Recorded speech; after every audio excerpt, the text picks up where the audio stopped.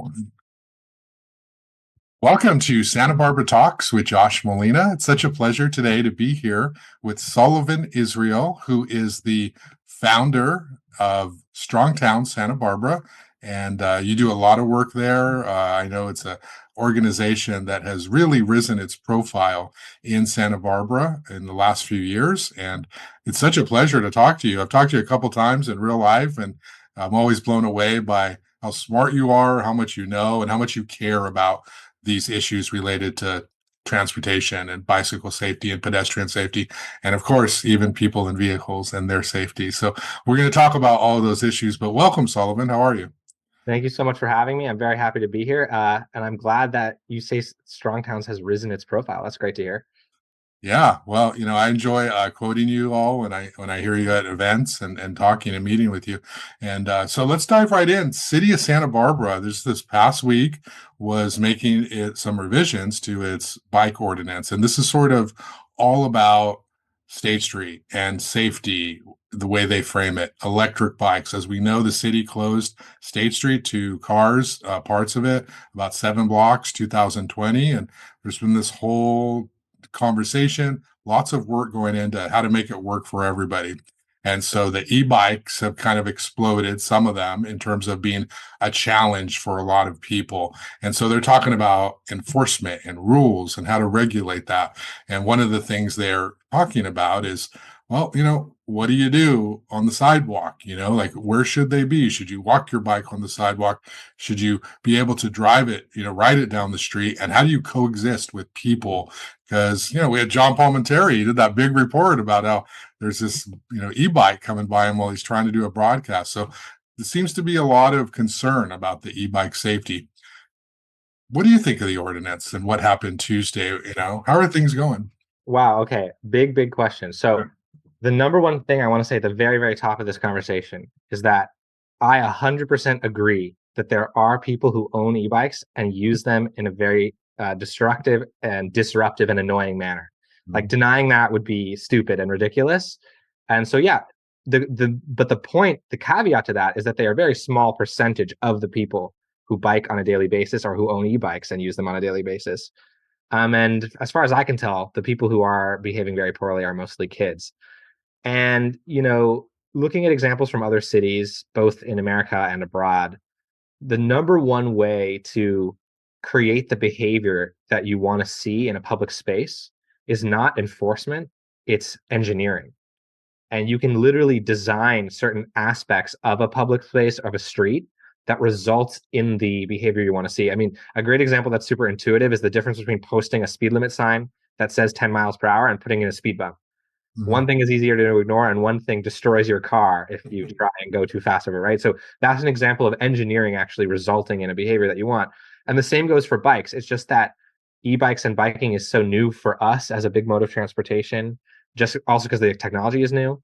But there are places, mostly out of the US, that have had biking as a big mode of transportation for decades now. And so there are great examples of design that address most of what people are upset about. So whether it's the wheelies or the speeding, it can be, and I gave a presentation on this, and what other cities have done, like mostly in Europe. It can be anything from cobblestones, which make the road too bumpy to Mhm. speed on your bike without the bike seat punching you really hard over and over again. It can be having the sort of open space in the middle of the road meander, having bollards every so often that pedestrians can easily walk through, but that basically make it so that you have to slow your bike a lot to get through them. So there's all these different things that you can do. I've even read studies that different colors actually cause people to go different speeds, right? So it's very interesting. The ordinance, on the other hand, comes out of sort of, I think, a more typical American response, which is there's a behavior we don't want. How can we get police to regulate it? Yeah. And for the most part, the ordinance is not onerous to me or that abnormal. It mostly conforms to the California Vehicle Code, which is a pretty reasonable document. And in many instances, according to the police officer I spoke to about it, it actually gives them more freedom to not punish people as badly, especially minors, as the vehicle code would want to. So the vast majority of the ordinance, I don't really have a problem with. I think it's fine. The parts that really upset me, and the part that you quoted me actually in the paper, Yeah. is really two things, which do go above and beyond the vehicle code, and I think display sort of a lack of understanding of cycling conditions on the ground. One of them is the riding on the sidewalk situation. and riding two abreast. For the first one, you mentioned this when you asked me the question. You talked about regulating State Street. The Yeah. important thing about this ordinance is that it applies to the whole city. Yeah. And so, in my opinion, if they really just wanted to regulate State Street, they could have made rules that applied only to State Street. So I think that riding the sidewalk on State Street should be banned 100% of the time because the sidewalks on State Street directly front with businesses and outdoor eating, and people are constantly there. So it's a very inappropriate place to ride a bike. Totally agree with that.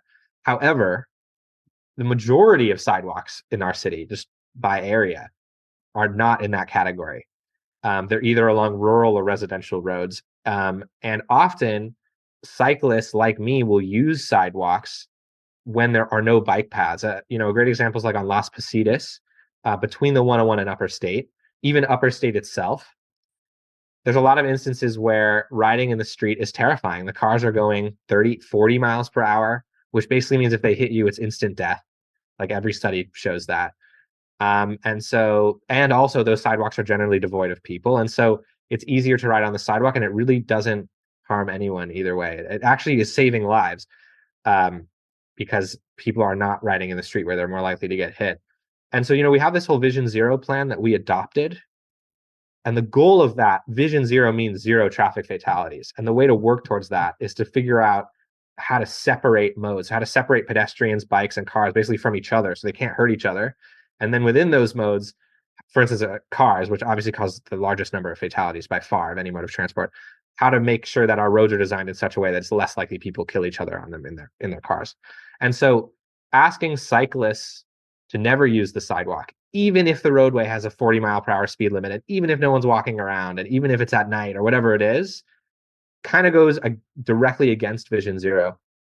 And I know that I mentioned where I ride on the sidewalk sometimes. I didn't want to say exactly where because now it's illegal apparently. But some Strong Towns folks actually, the day after the meeting, posted a whole list of every location in the city where there's no bike path at all and where there's a sidewalk. A lot of them are not one block stints. A great example that one of my friends brought up is the Carrillo underpass Yeah. between downtown and the west side. That's about a third of a mile where there's no bike path. I mean, it's kind of a painted gutter, but most people don't want to be there. It's too dangerous and scary. And I think directly under the bridge, it's not even there at all. And so a lot of kids, a lot of people, they ride on the sidewalk there. It's not somewhere where you'll see a lot of people walking. And that's sort of a reasonable thing to do in that location. Because my question that I have for people who say it should be black and white, that bikes should always be in the street, is would you want your kid to go under the Cabrillo underpass on their bike? Yeah. Either it's called taking a lane, right? Where they try and go right in the middle of the lane and tell all the cars around them visually, hey, I'm here, pay attention to me, where they're very likely to get hit by a car, where people are turning on and off the freeway. Or would you rather have them be on the sidewalk? I think the answer is be on the sidewalk. And the idea that they should push their bike that entire third of a mile down and then up again under the underpass is kind of a ridiculous thing to ask people to do, especially as a city. We're trying to make biking a viable mode of transit, a way for people to get to school and get to work in a timely manner, and in a manner where they're not going to be covered in sweat after pushing their bike up a hill for a third of a mile. Right. So again, there's so many things that go into it that I think work against other goals that we have, whether they're safety or just the attractiveness of cycling as a mode of transit. But anyway, I could go on and on about it. I'm sure you have other questions. Yeah, well, it is this development in the city where you have a mayor, Santa Barbara Mayor Randy Rouse, who he might disagree with this narrative, but he seems to be somebody who is not a big supporter of the way bikes move around town in Santa Barbara. And I don't know if he is a bike rider, a former bike rider, but when you ride a bike, when you walk, right, you see things, you see the world differently than when you're in a car. And so this ordinance sort of applies to everyone, but it's through a lens of kind of a car lens still to some degree, because you're right, pushing one of these big e-bikes on a sidewalk, and it slows you down, and it also it's difficult, and is it really impacting other people? A lot of motorists would probably be happy if you guys got on the sidewalk, because you'd be off the road and you wouldn't be slowing down traffic, right? Because we see that all the time. there are administrative fines that they were talking about, $100, $200 as a diversion program instead of a taking your bike away, impounding your bike sort of thing. You talked about enforcement, right? What do you think here should happen in terms of how they should deal with this? If somebody is on the sidewalk or riding their bike on the sidewalk, should they not have tickets? Should they just let it happen? Is it officer discretion? They talked a lot about that. How do you sort of figure out a way without, citing people? Right. Yeah. Also, you froze for a second, so I think I got your whole question. Oh, okay. But I think it's the internet on my end. But yeah, no, I'm just going to go back to what I said, which is that engineering is always the better option. And the police chief said this herself, I think, which is that we can't have an officer standing on every single street corner in Santa Barbara. Yeah. What we can do is design all of our streets in a way that we get 99% of the time, we get the behavior that we want. And we know that that's true because as lofty as Vision Zero sounds as a goal, there are cities that have actually achieved it. There's only one in America. They're mostly not in America. It's Hoboken, New Jersey. Actually wrote a research paper on why they achieved it. And what's interesting is they did not have to do a radical redesign of their streets. They did three basically really simple design treatments, and they haven't had a traffic fatality in 6 years. And those design treatments were daylighting intersections, which was just making it so that people can't park directly up against a crosswalk, so that you can see when someone steps into the road as you're driving, right? They did raised intersections in a lot of places, or raised crosswalks, which means that the crosswalks themselves are kind of like a big speed bump. So it's impossible to blow through a crosswalk because you have to slow down and go up and over them the same way you do it with a speed bump. And then the third thing that they did is they did class 4 bike lanes, which is separated bike lanes, right? Because the easiest way to stop cyclists from dying by being hit by cars is just to make sure that they're never with a car in the same place. So separating the bike path with a physical buffer. Which makes driving a lot safer too. And the raised intersections both help pedestrians and drivers because the majority of crashes happen in intersections when people blow through stop signs or red lights. And so now everyone is slowing down at the intersections, and simple enough, they got 0 traffic fatalities. And so, I just think that the idea that we need to enforce everything, and again, I think on State Street is even a different from the rest of the city. I think everything with State Street is different from the rest of the city. So yeah, like, should there be police officers walking up and down State Street? I think so. Biking up and down State Street? Yeah, definitely. I don't see why not.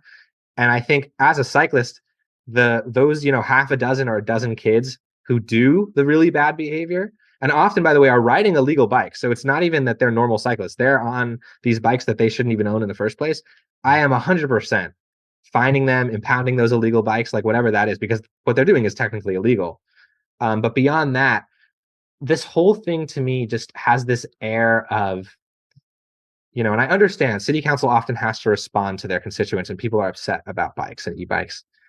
But I think we're losing track of the ball here in the sense that when you look at that data that was presented to council, in 3 years, 22, 23, and 24, there were 5 collisions citywide between a bike and a pedestrian. Yeah. 5. So we're doing this whole thing because of realistically 5 collisions. Whereas in terms of car collisions, and I just looked this up before this interview, Santa Barbara has a very low ranking, very bad ranking in car crashes per capita compared to other cities our size, and the county does as well. And so, I'm not saying that we need to crack down on car usage in some weird way, but we definitely need to make our roads safer, right? That whole design thing I'm talking about goes for cars as well as bikes. And so I just think this whole thing is, I don't want to call it a distraction because I think this stuff happening on State Street is a real issue that does make a bad name for all of us other normal cyclists. But in terms of citywide, I think it's kind of a distraction. And again, even on State Street, I think that there are design in our long-term master plan, there are design elements that will basically eliminate the behavior that none of us like to see, and we'll never have to think about it again. Yeah. Yeah. One of the papers you sent me in preparation for this podcast, there was a graph of like how confident bikers feel, and like only 1% are fearless, and the largest number was 60% are, I think it was, interested but concerned. So a majority of bike riders, they want to ride their bikes, but they're still concerned that there are safety issues. And we know that if you don't make it safe and convenient, then you're going to discourage people from riding their bikes. And then you have more people driving cars. And then it leads to the whole cycle here of environmental destruction and communities that become overflowed with traffic. So I think it's important to remember that, there may be, Mayor Rouse may be driving and see some biker who's like disrespectful and is not following the rules, but that's a small portion. The majority of the people are not like that. The majority of the people are wanting to ride safely and they're not trying to cause any disruption to cars. What is it, Sullivan? And I'll put you on the spot here about our town. We're environmental, we're mostly liberal, we're progressive, we're kind of this well-known coastal community all over the world. And why is it we have so much debate and frustration over alternative transportation? I'm sure that's like a word that you might hate because it shouldn't be alternative, but why do we have so much concern and hesitation around making it safer for bicyclists in the community? And I think we have concern over a lot of housing too, right? There's Yeah. a lot of things. I can't say why everyone feels the way they do, but I think habits die hard. But I will say you brought up a fantastic point that I don't know if you thought of it like naturally, because planners actually talk about it a lot, which is that, and I would say this to the mayor, I don't know how the mayor feels about everything. I've never gotten a chance to talk really with him personally, but even if you are the most diehard driving enthusiast, you should want more bike lanes, because the more people that bike in your city, the fewer people are going to be driving alongside you, clogging up the same roads you want to use. So Yeah. there's literally a direct thing. And in cities where we see, for instance, in the Netherlands, which has the highest rates of cycling in the world, right, where every day, somewhere, depending on the city, somewhere between 60 and 80% of people in cities there bike. Mm. They actually have they have one of the highest ratings from drivers of nice roads to drive on, because there's very few people. The few people who are driving are really doing so because they want to, and so they're having a great time because most people aren't driving alongside them. And then the other thing you mentioned is this whole idea of interested but concerned, which to me was one of the most exciting things I learned, because I learned about that in a sustainable transportation class that I took. And I think that that's the thing that's really hard to understand, which might also help answer your question, which is study after study after study. The first one they did, I think, was in 2006.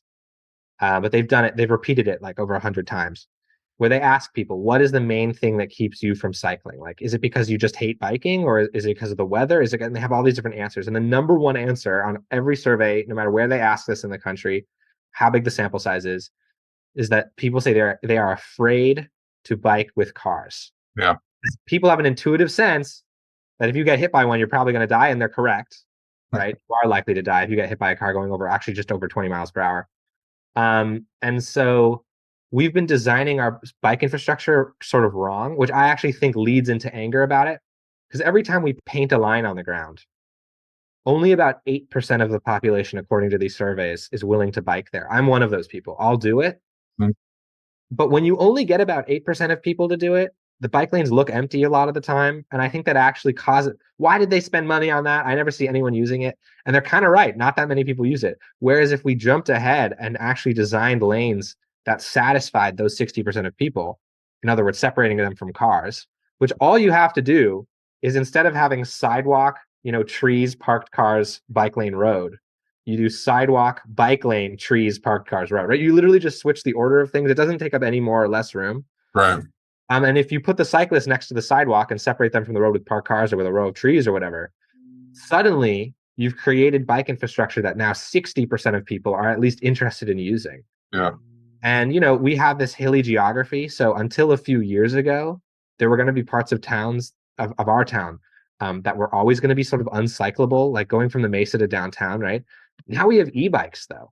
Mm-hmm. And one of the most exciting things to me in planning is e-bikes. Like, that's actually why I got into planning. I was like, it's so cool. We have this brand new mode of transportation that opens up areas of hilly geographies like my hometown, even where I live, Eucalyptus Hill, where now a place that was never going to be bikeable now actually could be, because Yeah. you're not going to even break a sweat going up the hill back to your house. And I got an e-bike a few years ago during COVID lockdowns. And I've when I have the choice, which is most of the time, like unless it's raining or something, I'm almost always e-biking now to the market. Mhm. I get to park right in front of the front door, come right out. No, I don't have to look for a parking spot, and I zoom right back home. And that's something that our politicians should want to encourage for so many reasons. Like I said, traffic, the big one. The more people taking the bikes take up so much less space. Road maintenance. The reason we have to redo our roads every 20 years is because cars weigh so much and they grind the roads down. Bikes don't do that. Bike infrastructure can last 40 or 50 years, twice as long at least. Environmental reasons, right? Obviously, every time I bike instead of drive, it's better for the environment. So there's all these different reasons. Some of the reasons that people might not even be aware of are reasons of like happiness and cognitive function, which you wouldn't even think of. Mhm. If you read the book Happy City, which was UCSB's book of the year 2 years ago, there's a whole chapter on sort of these unexpected benefits of cycling on a daily basis, which include like increased cognitive function, lower cholesterol, higher, less loneliness. I mean, all these random things that you wouldn't even think are related, but end up being related. Um, so yeah, no, to really say like why there's a pushback, again, I just think habits die hard. There was a pushback. I've done a whole study on the pushback when cars were first invented. It was very similar to when now that e-bikes were just invented, right? So cars were invented at the very beginning. They were owned by a very small percentage of the population, like maybe 10 or 15% of people. They were usually wealthy, and they were driving down the streets and they were killing people. And the people they were killing the most in like 1915, let's say, were children. And people flipped out. If you read op-eds from back then, people were saying, let's ban cars from our cities. Let's like not allow them. Let's and the one of the things that this went furthest with actually is in the city of Cincinnati in 1923. There was actually a ballot measure to install speed limiters on the motors of all the Model Ts and all the cars driving around and limit their speed to 25 miles per hour. Mhm. And the ballot measure failed actually because Ford and some other companies had this huge ad campaign against it. Uh-huh. But reading those articles from back then, it's very, very reminiscent of what people say about e-bikes now, Mhm. where they're freaked out and they don't understand where they're supposed to be on the road or how they're supposed to operate. Um, except the big difference is that back then with cars, there was a pretty legit reason to be nervous, which is that they were killing kids all over the place. Yeah. And there were no lines painted on the road, so people didn't even know what side of the road they were supposed to be on. Now, though, the reality with e-bikes, like I said, they're not killing anyone for sure because they're small and not that heavy and don't have big flat fronts that can easily kill someone when they hit them. And they're not even hitting that many people. Like according to our own data, it's 5 people Mhm. in 3 years. So it's like, I think it's just when things change, it's just difficult to figure out. And I do think there's things to figure out, like where the bike lane should be and where cyclists should be and all that. And like I said, and for sure, if you have an e-bike, and this is what they do in Europe, they have speed limiters on them there, right? You can't have an e-bike that goes over 25 miles per hour. And I Yeah. totally agree with that because at that point you're a motorcycle and you should be like a car, right? So I think that that's a really important differentiation to make as well. Yeah. Yeah. Hey, Yeah. I want to get into you and your background and sort of what shaped you to be interested in all of these issues in a second. But let's talk about State Street first. Yeah, yeah, yeah. Do you like it? Do you like the direction it's going? This is your platform. What would you do? How can we make this situation better? They've Yeah. made some progress, but it still kind of looks the same that it's looked like for a while. So, what do you think? Well, let me take a drink of water Okay. because this might ramble for a minute here. So I gotta have a good voice for this. Okay. Just like I said, the precedent with the bike stuff is that there's bad bike behavior. The precedent for anything I'm about to say about State Street is that the design that it is right now is in no way a good design, nor should it be the final design. So when I say let's keep State Street closed to cars, by the way, Stronghounds, we have this cute little thing where we reverse the language. So we say let's keep it open to people. Let's not close it. Good. Yeah. It's hard to have that catch on because it's so confusing. But anyway, if we close it to people, or if we let it remain closed to cars, I should say, we're not saying and then it should stay like this forever after. Because that's stupid. It doesn't look good. And thanks to the engineering, it allows the bad behaviors that everyone, including myself, are annoyed by. Because when you have a 40-foot wide strip of smooth, empty asphalt, Of course, people are going to speed on their bikes because you can. And some people just do it because they can. So then the question is, okay, let's keep it close to cars. If we do, what should that design look like? And lucky for us, like I said, there are dozens and dozens and dozens of cities in America, in Canada, and in Europe, and in Asia too, that have pedestrian promenades with bikes. Great designs. And the two main designs I presented, it's just because I happened to be there recently in September when I gave this presentation, were in Jerusalem and in Antwerp. Hmm. Two streets, exact same width as State Street, 80 feet. They figured out how to have everyone be happy and all of that. And in terms of I don't know how much you want me to get into the justification of why I think it should remain close to cars, but the main ones are, there's no doubt that it's better for business. That's our own local data. That's the Hayes Commercial Group. Vacancy rates, right? The vacancy rate now is lower than it was in 2018. So anyone who claims that it has somehow destroyed business, that's not true. Whether it's the numbers I've seen on how many more people have visited it. But honestly, at the end of the day, drawing a correlation between like the exact number of vacant storefronts and whether or not there's cars is a very tenuous thing to do. For instance, CVS closed, not because there's no cars on State Street, but because they closed 350 locations across America, Yeah. most of which were in strip malls. So like anyone who's like, oh, look, the vacancy rate's slightly higher now, it's like, it's very hard to make that relationship. Here's the relationship we can make based on every study I've read. All across the nation, in streets with cars, in strip malls surrounded by giant parking lots, traditional main streets with parking, whatever the situation may be, in-person shopping is struggling for two main reasons. One, online shopping, which lots of people in Santa Barbara know, and I hear that. But the other one is the way we've designed our cities, which is that there's very few people within walking distance of commercial districts, generally in towns in America. We've very much separated things. So, when I was in Europe this summer, they have online shopping there too, obviously. And there were basically no vacant storefronts anywhere I went. Hmm. But that's because above every shop are 2, 3, 4 stories of apartments. And it's much easier for the people in those apartments to walk downstairs and buy something. And it actually would take them longer to order something online. So they've worked out that equation. But in terms of competing with online shopping, I've as part of Strong Towns, we really want to be research based. So we've looked at so many studies, and the main way that you can compete with online shopping is to provide people with an experience that's so much more interesting and fun than sitting at the computer and ordering something, that it Yeah. draws them out to actually visit that location. And so it has to be a dynamic space. It has to be a space where you can sit and eat outside, where your kids can run around and do something while you shop, where you can bike up and down the street as part of the experience. And then you notice a store and want to go into it, right? And so, like, we see that all the time, right? If you're on State Street, you see tourists renting either the Surreys or the e-bike or e-bikes, and they're just riding up State Street because they're told to. And they say, oh, we might as well shop now that we're here. And there are tons of studies actually that show that having a bike lane in front of a business is actually generates more revenue than having parking. Hmm. Even studies from nearby, like studies from Los Angeles, that show that. And that's because parking spots turn over like once an hour, right? So you might have one person shop at one store and take up that spot for an hour, whereas a bike lane is much more dynamic. There could be tens of, or even hundreds of people going by in that same amount of time, and a greater percentage of them are more likely to shop during that time period. But anyway, so the reason I think State Street should remain closed to cars is because every other street in the city has cars on it. State Street did not have parking on it for the last decades, multiple decades. So it's not like we stopped like access to the stores. Every single parking spot that existed before the closure exists now. They're the same distance from the stores they were then. Hmm. And then, and also having the traffic on State Street and all those mid-block crossings and the stopped cars did not create a pleasant experience. Uh-huh.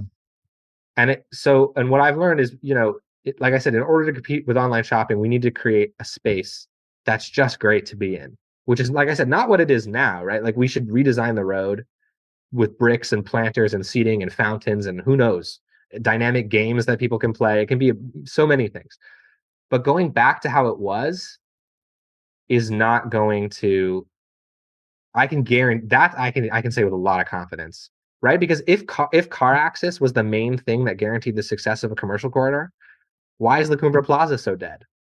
There's more parking spots there than you could ever need, And so it's like we need to come up with something new. And the example that I've constantly given into city council is actually in Montreal. And I just read a headline this week, which is that they've been closing stretches of their commercial streets, which are similar in scale to State Street, um, every year, every summer.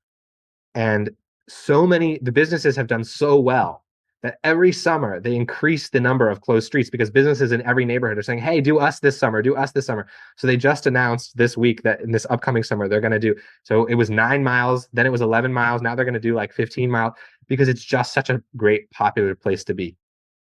And I think that right now, bikes need to be a part of the design.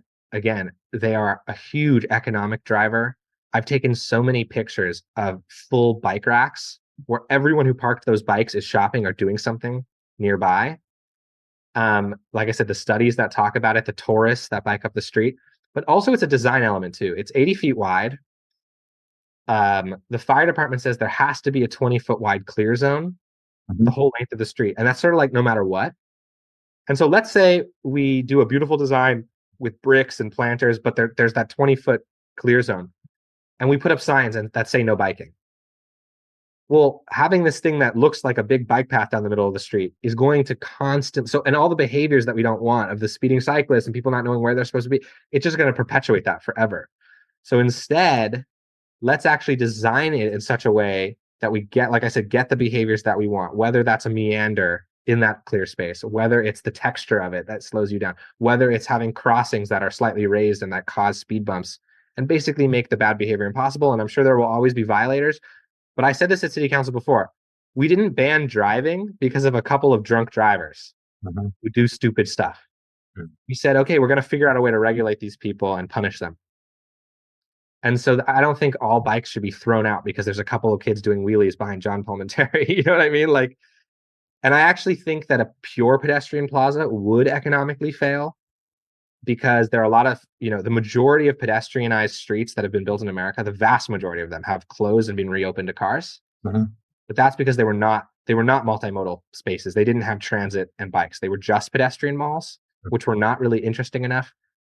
And then the whole other side of this equation, of course, I should also say State Street inadvertently created a 60% bike lane, right? Because it removed cars from the equation. So it generated that type of space sort of almost on accident. But then the whole other side of the equation is like much longer term. We really need to think about the land use downtown. We say that we're a European city, we have European architecture. What I tell people is we're an American city wearing European clothes. We adopted the European look, but we didn't adopt their land use. And we did an analysis of downtown with a group called the Parking Reform Network, who wants to get rid of parking minimums across the country. And we found that 27% of El Pueblo Viejo is just parking, off-street parking. That doesn't even include on-street. That 27%, that's not historic to me. It's just asphalt. And actually, most of those parking lots used to have buildings on them. They were torn down for the parking. And so when I look back, at Pearl Chase's concept art and all these ideas, none of them included having half empty parking lots covering some of the blocks, right? And so I think that El Pueblo Viejo is really like an unfinished project. Like there's so much opportunity. And what's great is that the city owns a lot of that parking. And so we can build the housing. And everything I've read shows, again, like the utility of having a resident within a certain distance of a business is a far greater economic utility than a parking spot being that same distance. In other words, a permanent resident who has to shop and get stuff every day generates more economic activity than a parking spot, which is empty all night or never even used. Sometimes, like our parking lots, according to downtown parking, they're going bankrupt because the parking lots are never even full. So I think there's a great opportunity to finish what was started 100 years ago and like actually make our downtown into a neighborhood and into a vibrant place. Yeah, that's a lot, and a lot of all of it makes sense, right? It's like Yeah. I think spot on. Let me throw a couple of scenarios at you from stuff that I hear in terms of kind of the situation you laid out. But I'm not you talk about research based, right? So a lot of the questions I ask on this show and as a journalist are sort of like practical, like how does this actually work? So let's say you're a family on the Mesa. Let's say you're a family on the West Side, the East Side, San Roque, Goleta, wherever, like, and you want to go to Santa Barbara, you're like, let's go downtown today. Okay. Um, a lot of people can't, let's say you're a family of four, all right? Like, you can't, are you expecting people to just hop on their e-bikes and ride all four and then eat and do some shopping and then bring it back on their e-bikes and go home? Like, is that like a practical situation for people? Or are you expecting people to drive, park in the lots, and then walk? Or maybe then use like the B-cycle stuff, to get around up and down? Because a lot of the things that I hear from people who want cars back are they're of a different demographic, or they're a different sort of time in life. So a lot of people who speak at the council, they're at a certain place in their life. But if you're a senior citizen, if you're older, or maybe you're just a family and you got a lot of stuff and you want to go shopping downtown and you don't want to ride back on an e-bike. I mean, does your scenario that you laid out, does that work for everybody, where you can just cruise on State Street on your e-bike and Oh, shop? oh no. The scenario I worked out, Yeah, I never said I want Chapala to be close to cars. I didn't say I wanted Anacapa to be close to cars, right? I'm right. literally just saying. And so, for instance, some of the examples that you gave of people doing a big shopping trip, Yeah. they want to bring stuff back in their car. Again, every single parking spot that existed before COVID still exists now. Yeah. When I talk about turning some of these parking spots, some of these parking lots into housing, I'm not even necessarily saying that the parking should go away. The parking can go underground. Yeah. Right. And there are certain parking lots that, look, I looked at the data. I have a friend who's on the downtown parking committee. There are certain parking lots that are never, even on the most traffic days before Christmas, never more than 40% full. Uh-huh. So those are the ones that can be targeted first to build housing. Where are those ones? Can you tell me offline so I can park in those? Because Yeah, exactly. Yeah. So it's one of them is the garage near City Hall. That one is like very poorly used. But Oh, by the way, Ortega. Yeah, that's the true. garages should be I mean, I don't even think the garages should ever go anywhere because they're actual structures that the city put a lot of investment into. I'm really talking about the surface lots. Yeah, But no, I have nothing. The scenario I'm describing has nothing to do with like banning cars or trying to get rid of car usage. What I'm trying to say is, as a planner too, like for the last 100 years, this is the invention of cars. Almost all projects focused on how to make it easier to drive. yeah, And we need to start sprinkling our funding and our ideas a little bit more evenly between the 3 or 4 main modes, which is driving, walking, biking, transit, which they do in other cities, right? Like I keep saying Europe, but we try to imitate Europe. So no, and also to answer your question of whether or not you should e-bike to State Street or drive to State Street, that is 100% a personal choice. yeah, However, if that choice should be a fair, because right now it's not a fair choice, because right now, if you live on the Mesa and you want to bike to State Street, there's no bike path that you're going to feel safe on going that whole distance with your children. So the choice is kind of already made for you. yeah. I actually did my thesis on a town that was designed from scratch in the Dutch countryside, and it's actually the same physical size of Santa Barbara. And 64% of trips in that town are made by bike. And it's Yeah. not because the people there are all athletes. It has the same age distribution as almost any other town.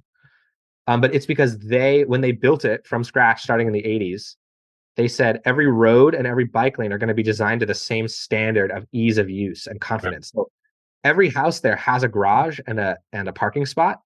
So they didn't like ban cars, but every house also has a connection to a fully separated bike path. And you can get from your house to the market, your house to your kid's school on a path that satisfies that 60%, like the whole distance. And so then people are actually making the choice. They're actually getting to have free will and make the choice because the choice hasn't been made for them, which has in our case. So yeah, no, I think that, and again, I don't understand how any of the arguments that you mentioned still equate to driving directly on State Street itself, because there was never parking on State Street. I've heard this sort of myth in like the ether that a lot of people were being dropped off on State Street and like they would drop each other off. They drop their elderly parents off. I mean, you can walk down State Street today and all the curbs are painted the same color they were when it was open. They're almost all red Oh, and there's very few drop-off zones. So if you were doing that, you were holding up traffic and actually doing something illegal. And actually they reopened the Granada block to cars for that reason, right? Like, okay, there's a big theater there. People were saying they get dropped off. So one of our Strong Towns members went to 3 different performances at the Granada and filmed a time lapse. Do you know how many people Oh, were dropped off? not many. Three Three. people. Because the vast majority of people who go to the Granada park in the Granada garage Walk and to walk the to back the theater. of That's the where the alley. parking lot is anyway. And it's like, I have nothing against if there is a big event. Like I'm not saying that State Street. When I think of flat and flexible, I think of flexible as like being a thing. So like delivery vehicles, totally for sure. And also like if there's a big event at the Granada, flexible means that for that evening, people can be dropped off on State Street. Like I'm not saying it has to be some like permanent black and white thing. But yeah, like I still don't understand how somehow closing State Street itself to cars means that it will somehow be harder to drive and visit State Street because all the parking garage entrances are on Anacapa, Chapala, not on State Street. So like it does. And in the case of there's the parking garage that's above the movie theater next to Marshall's. It Yeah. literally has a stairwell and an elevator Yes. that leads directly from where you park onto the sidewalk. So like it couldn't be easier, right? Like I don't. So I just don't get it. And what I want to see is a city where most people in town can choose to bike with the confidence that they're never going to have to be in a dangerous situation like the Carrillo underpass is designed right now, where they're going to have to try and weave through cars and we know that this works again because you were asking me, do I expect families of 4 to each get on their own bike? Well, hey, they do in other cities. Like I said, in Utrecht, which was part of my thesis, 80% of people bike. They have bikes that we've never even heard of here, right? They have these big cargo bikes which are electric, so very easy to pedal. And then there's this big box in the front. They could sit their 3 kids in there, pedal them off to Oh, yeah. school. Yeah. And so there's it can become such a dynamic thing, and it saves families a lot of money because owning a car is like 12,000 a year, all things Yeah. considered. Buying a cargo bike is like a $4,000 purchase that you make once. Yeah. So I just want the choice to be easier, and I want the choice to take transit to be easier too. So I Yeah. think, No, you make a lot of good points. I'd say I do miss being able to cruise on State Street in my yeah, car, particularly on like a Friday or Saturday night, when maybe you have friends or something visiting. Let's cruise downtown and then we'll park and then we'll figure out where we're going to go. And that was a different kind of vibe. And culturally too, it was a place to cruise, particularly if you were somebody who wanted to show off your car and play your music and kind of be seen. And so that's kind of lost, and I know there are a lot of environmentalists like, well, that's horrible, but there are cultural things that clash with environmental priorities and sure, those cultural things are still kind of important. And I wondered if what you thought of maybe, I know the answer to this because we're talking about, engineering, but downtown at night is kind of dead. yeah, And I'm wondering, like, what are some ways to liven up the downtown at night? Because during the day, yeah, there's so much activity, and yes, you do have the e-bikes, but you do have people walking, and most of the time, people figure out a way to do it, and it's fun. It's fun to be outside and do all that. But I do notice at night it's kind of dead, unless it's the downtown organization or other groups planning events, kind of thing. But I wondered if there's something programming wise you could do at night to liven it up because it does feel kind of dead without the cars there at night. Sometimes. I think okay, I think the long-term answer to that question is going to be housing. The more Yeah, people that live in a space, the more people are naturally walking around because that's their neighborhood. yeah, So you generate so this idea that we have to draw people into downtown only exists because nobody lives in it. yeah, Right? You don't think about your neighborhood in the same way. You don't have to draw people into your neighborhood because they already live there. And so they're walking their dogs and they're walking around and doing whatever. So I think that's going to be the long-term solution to sort of the dead end vibe. And then as far as the culture goes, sometimes during our Strong Towns meetings, which is at Night Lizard, people will drive on the cross street on Coda and blare their music and rev the engines, and we always laugh and we're like, we're so thankful that's not on State Street anymore. And I know that that's not everyone who cruised, and at the same time, I think we're creating a new culture. When my friends would come up here, I'd invite friends I made at UCLA up here. They were sick of driving. They drive every day in LA. They drove up here. They're driving around. And sort of the new culture that's being created is to get a B-cycle day pass or rent a bike at the e-biker. Or I have a couple e-bikes, so I was able to like lend them to my friends and bike up State Street instead, right? So it's a different culture, which obviously if you have cars there, the biking is a lot less viable because you're like squeezed between the sidewalk and the cars, and it's a Yeah. lot less fun. It was back then anyway. I actually don't even know if I ever did bike on State Street when there were cars there, but so yeah, it's a new culture. Being able to ride your Surrey up State Street was not really something that ever happened before, right? So for everything that gets taken away, I think a new opportunity gets added. And look, if you were really into cruising and showing off your car, I'm sorry. Like, I'm sorry. I'm sorry that was like taken away. I wish that there was some world where everyone could have everything they wanted, but It's just I, that there's a thing that happens with your car that yeah, is cultural. I yeah. mean, No, I get it. we're all, the fact is, people make six figures, seven figures. Some people, make 50,000 or less a year. But when you're cruising and in your car, like, we're all equal, right? We're all the same. We got to share that space. And that's a statement you're making, right? For that moment in time, and you got your car all hopped up, souped up, and it's like, look at me. And so that's a cultural thing. It's hard to make that case for an environmentalist who grew up entirely differently and doesn't understand, a family that grew up in Santa Barbara renting, but being in their car was an equalizer. It meant something for them. It meant something for them to say, you can go back to Montecito. Right now my car is awesome, and look at me, and I matter. And so that's kind of a cultural thing, but I understand what you're saying. Yeah. When we're talking about populations and greater good and benefits, obviously we have to plan for the most amount of people, so it makes sense. I want to ask you about two more things, which is, uh, can we ever get a viable downtown with neighborhoods and people that's affordable to working people? Because you mentioned in these other cities, you got 4 stories, right? And then you go 4 stories Santa Barbara downtown, then you're going to have all these people talking about density and views. And then how Yeah. much money do you have to earn? Peter Lewis just built his thing. And before he sold it to UCSB, those were not working class people. They were professors, and they were people who made six-figure incomes. And can we ever have a viable downtown with working people being able to afford to live there? So yeah, I have an interesting answer to your question. Okay. And in order to answer it, I want to take a step back. One thing I learned in planning school that was really useful was that planners have to think regionally, right? So it's really easy when you live in a city to like talk about housing in this like citywide way. But obviously, like the economics of the region work well beyond the boundaries of the city of Santa Barbara. And I wrote an article about this at the end of the year. And basically what I was saying was oftentimes throughout the last 30 years, let's say, we didn't build much housing because of various concerns. Whether it was more housing will mean more traffic was, I think, a big one. More housing, the new housing is just going to be expensive anyway, um, which is kind of what you're saying. Or more, we don't have enough room in our schools for more, right? So there were like all these reasons. What's really interesting about that, though, and so then therefore we didn't really build stuff. The number of jobs and the job growth in the city kept growing anyway, right? Like the job growth didn't care that housing wasn't being built.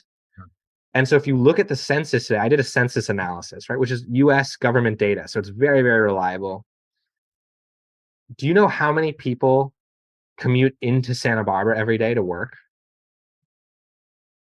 I mean, if you look at like the SB CAG numbers, I could be what, 12 to 15,000 people, maybe. Well, according to the US Census, it's 42,000. Okay. Yeah. That represents 75% of the jobs in the city are held by people who live outside. Now, what I found really interesting, I was able to break that number further. 1/3 of those commuters live more than 50 miles away Okay. and are often the poorest of that whole group, right? So they're living in places like Saticoy, Lompoc, Santa Maria. And so not only are we making people's lives burdensome and just annoying because they have to sit in 45 to an hour and a half long of traffic to just have a job in Santa Barbara, but often the people who have the longest commutes are actually also the poorest, Yeah. which is obviously the worst for them because they're spending the most amount of money on gas in a car, which they otherwise might not have to. And so when you look at housing on this regional scale, which is we can limit housing in Santa Barbara, but if Oxnard doesn't limit housing the exact same way we did, all that growth that was supposed to happen here gets offloaded to Oxnard. And we just end up with a huge number of commuters every day, which, by the way, cause far more traffic and pollution than those same people living in Santa Barbara would have caused, commuting 1 to 2 miles to work instead of 40 miles to work. Yeah.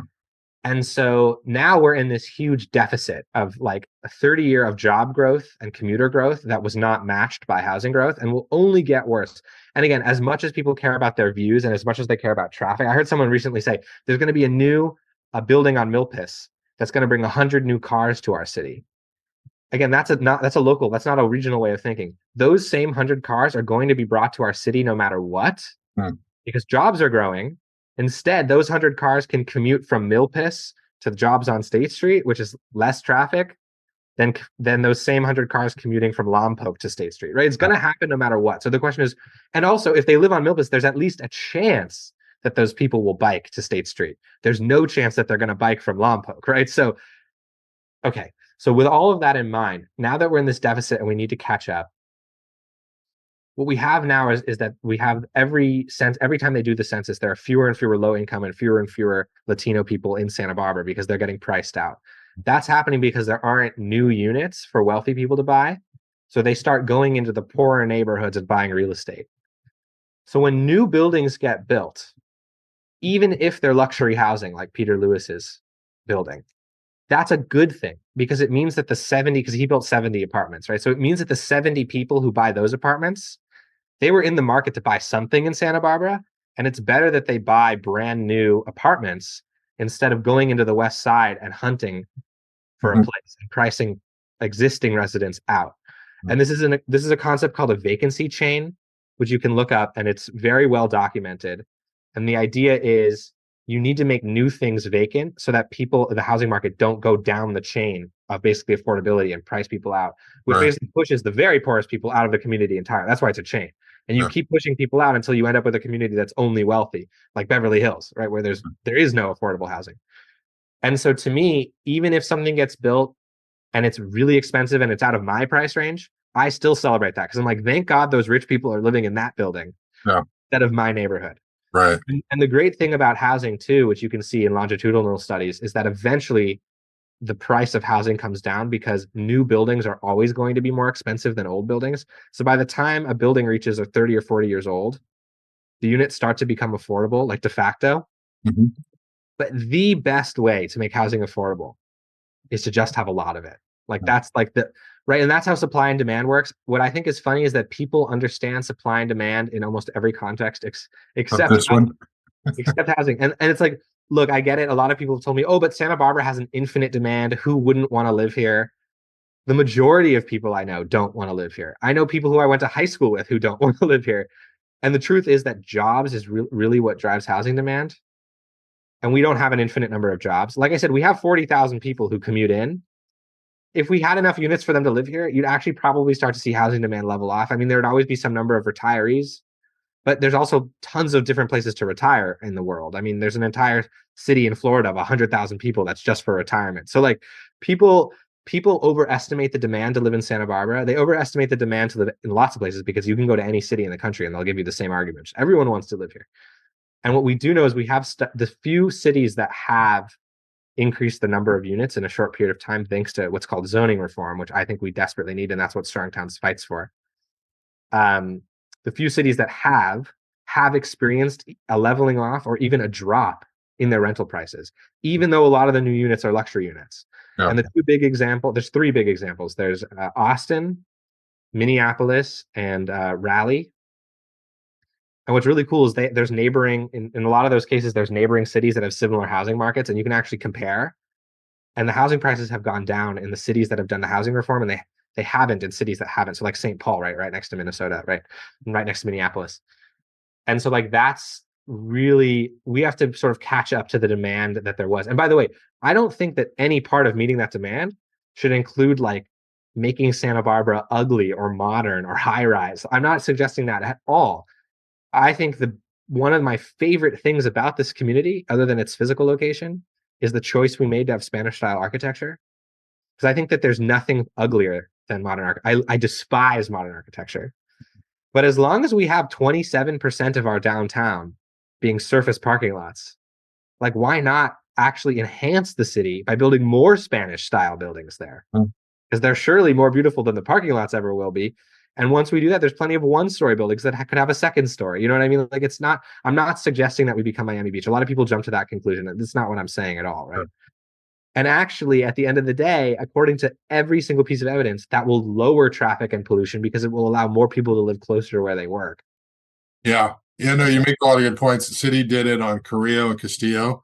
They have Yeah. housing, which was that parking lot. And you made that point about it's good that rich people have a place because parts of the West Side, lots of family in the 2000s, they started, buying those homes, and that drove out, and renovating them and building them. And even on the Mesa, back when the Mesa was more affordable, a lot of white families with money came in, and then they made their houses bigger and expanded, and then Yeah. it elevates, and then you're driving out a lot of the Latinos and other working class people from the community. So that makes sense. I have about 10 minutes, Sullivan, Okay. and this conversation's been great, and we need Yeah. to do it again soon. Thanks. I I want have to so much ask you more to rant. about what's that? There's so much more I could rant about. I know we should actually do another part, but I want to ask you about you and your background.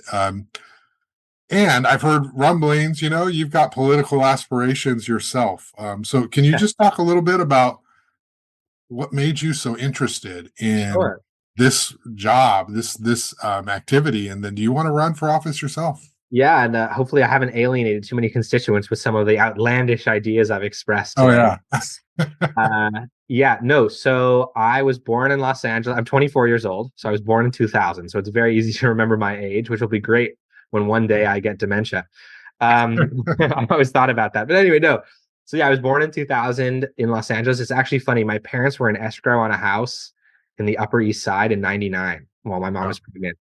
And they actually didn't end up going through with it because my dad worked in LA and they were like too nervous to come up too far from Los Angeles, right? So they always wanted to live here though.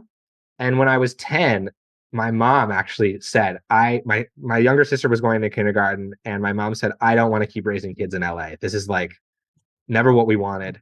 And so between third and fourth grade, we moved to Santa Barbara. And for the first few years, we actually rented homes in a couple different neighborhoods until we picked a neighborhood that we liked. So I've lived in Summerlin, actually. I lived there for a year, a few different spots.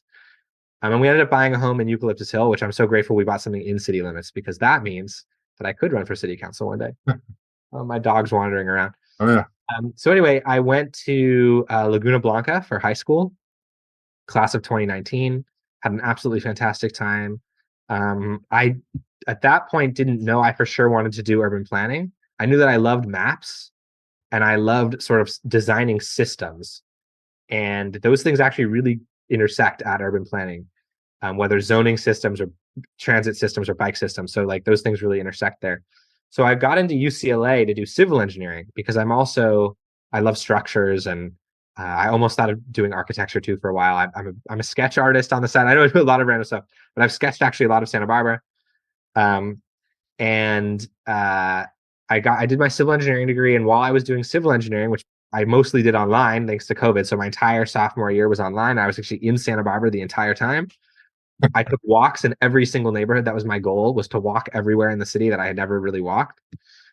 But anyway, I took some urban planning classes, really liked the material. I liked that there was more sociology aspects compared to civil engineering, which is very cut and dry. As you know, I'm graduating early. I'm graduating almost a year early, thanks to how many classes I took. So why not get a master's? So I applied to Cal Poly, got in, and spent a year and a half up there doing my master's. And by the way, I founded Strong Towns right at the beginning of that. Hmm. Um, and I had some fantastic professors who have all done work on the Central Coast. You've probably been near projects that some of my professors have done or even been in them. Hmm. And one of them actually was a YouTuber who does urban planning who I've been watching since I was like a teenager. So that was really cool. Oh, cool. So yeah, I really enjoyed it. And then I got a job actually pretty easily. I was very lucky. I went to a career fair and was offered a job. So that was great. So I'm working right now at a consulting firm, and we do planning and engineering. So I'm getting to do both. And because it's a private firm, I'm getting to work with cities across Southern California, which is giving me this crazy breadth of experience, what different cities want, how they operate, what the politics are, the projects they're interested in. And it's a hybrid job. So I'm here like half the time. I'm in LA half the time, visiting project sites too. But yes, one of my like life goals is to be on city council of Santa Barbara, maybe even mayor. I like to think that that's a very achievable goal. I don't want to be president of the United States. I just want to be on city council in Santa Barbara. Yeah. And yeah, I'd love to serve the community in that way. That'd be amazing. Wow. Yeah, you've done so much at 24. And I Yeah. have to say, just talking to you, you're really good. You're smart and you can educate people and you don't come across as like somebody who's talking at you, I don't really, want to. Yeah. talking to you. Um, and so, yeah, political aspirations. And you've got, the city council. And, we were being honest about it. We got a mayor who, he mentions you from time to time. He mentioned you on Tuesday. He took a Yeah. little shot at you. An anecdote you told about uh, the challenge of pushing your bike on a sidewalk or walking it when you can just ride on it and there's no one there anyway. And he sort of, mentioned you kind of thing. But it would definitely be a culture change, if you were to get on there. Do you have a timeline, Sullivan? Are you looking at this closer, sooner Oh, rather than later? I don't know if I'm too young and inexperienced to run. I probably am, but sometimes there's no time like the president, so I'm still thinking about it. But I think our last election proved that Santa Barbara's ready for a culture change. Electing Wendy, adding another pro peds and bikes on State Street councilwoman, I think is sending a clear message of what people are interested in, which is, by the way, the same message that we got from a survey that we did a few years ago, where 80% of respondents said that they don't want cars on State Street. So I think we keep getting the same data. And yeah, I think I've gotten on the mayor's nerves a little bit. If he ever listens to this, I would still love to meet with him. I love meeting with people I disagree with. My mom taught me at a young age, there's nothing as bad as a room of agreement. Yeah. Yeah, so I like, and I think that the mayor and I probably agree on all kinds of things. It's just that the only time I really get to make public comment is on sort of hot topics, and I only have 2 minutes. And so, no, I'd love to talk with him. I don't have any personal beef with him or anything like that. Um, so yeah, I don't think there's no such thing as being too young to run. It's really about, are you qualified and do you care and are you going to work hard and what are the issues you want to talk about? So yeah, we'll see how it goes. I look forward to covering that if you actually jump in there now or soon or later, thank whenever you. that is. But Sullivan, Israel, Strongtown, Santa Barbara, it is true. You're very impactful. People talk about you, and you're doing great work in the community. And someday I want to go to one of your Night Lizard events and kind of network with some of your people and talk to even more like-minded individuals. So thanks a lot for your time. I really appreciate it. And we'll have to do this again soon. There's always so much to talk about. So thanks a lot. All right, thanks so much. Have a great day. You too.